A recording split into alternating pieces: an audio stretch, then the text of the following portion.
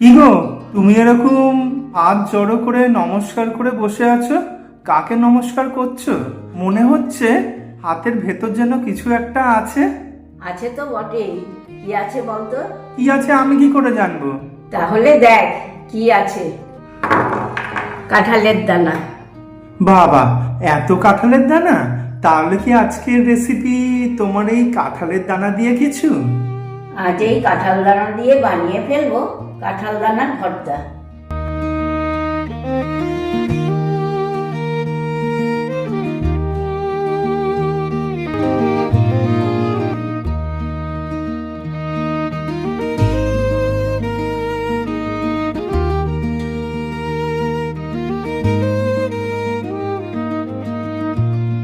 বন্ধুরা, তোমরা সবাই ভালো আছো তো?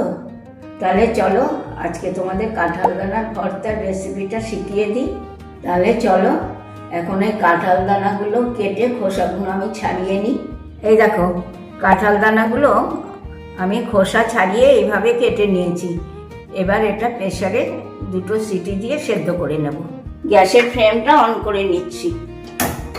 এবার প্রেসারটাকে বসিয়ে নিচ্ছি। 2টো সিটি পড়ার অপেক্ষায় থাকলাম।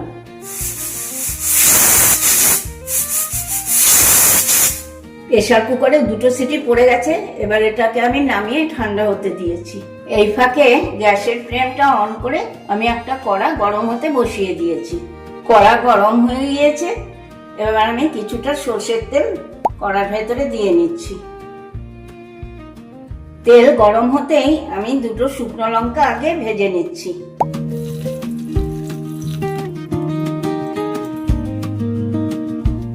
লঙ্কাটা ভাজা হয়ে গিয়েছে। এবার আমি এটাকে তুলে নিচ্ছি। এই তেলেই আমি 8-9 কোয়া রসুন ভেজে নেব।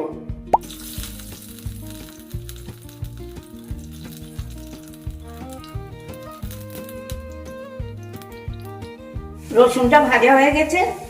এর ভেতরেই আমি একটা আগে থেকে কেটে রাখা পেঁয়াজ কুচি দিয়ে নেব আর 2টো কাঁচা লঙ্কা। এবার এগুলোকে আমি একসাথে ভেজে নেব।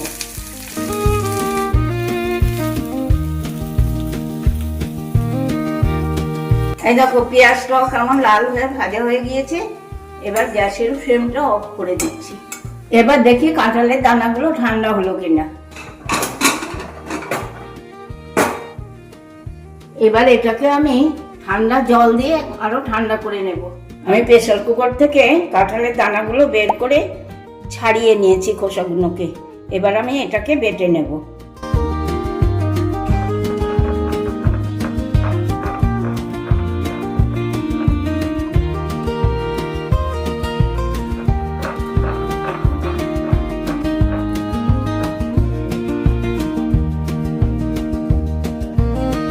এই দেখো, কাঁঠালের দানাটা আমি মিহি করে বেটে নিয়েছি। এবার পেঁয়াজ রসুন যেগুলো ভেজেছিলাম সেগুলোকে এর সাথে নিয়ে একসাথে আবারও আমি বেটে নেব।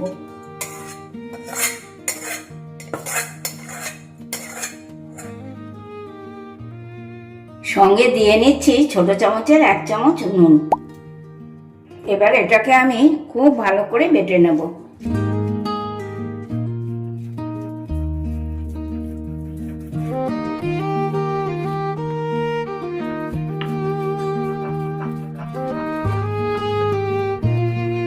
এই দেখো, এখানে এটা আমার বাটা কমপ্লিট। আর এখানে ভেজে রাখা শুকনো লঙ্কা 2টো আমি একটু হাত দিয়ে ম্যাশ করে নিচ্ছি।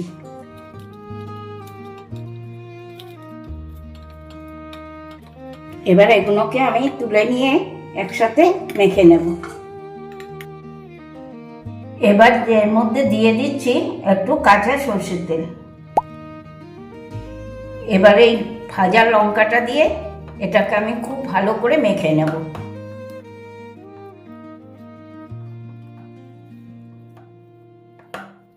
এবার এটাকে আমি একটা পাত্রে তুলে নিচ্ছি।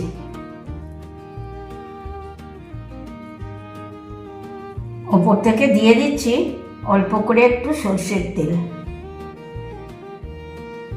আর দিচ্ছি একটা কাঁচা লঙ্কা।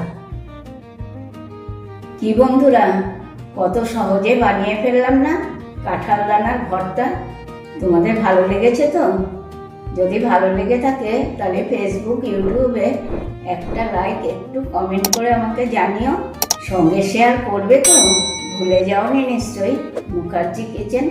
তাহলে আজকে আসি, টাটা বাই বাই। তোমরা সবাই ভালো থেকো, সুস্থ থেকো। নেক্সট দিন আবার চলে আসবো নতুন নতুন রেসিপি নিয়ে।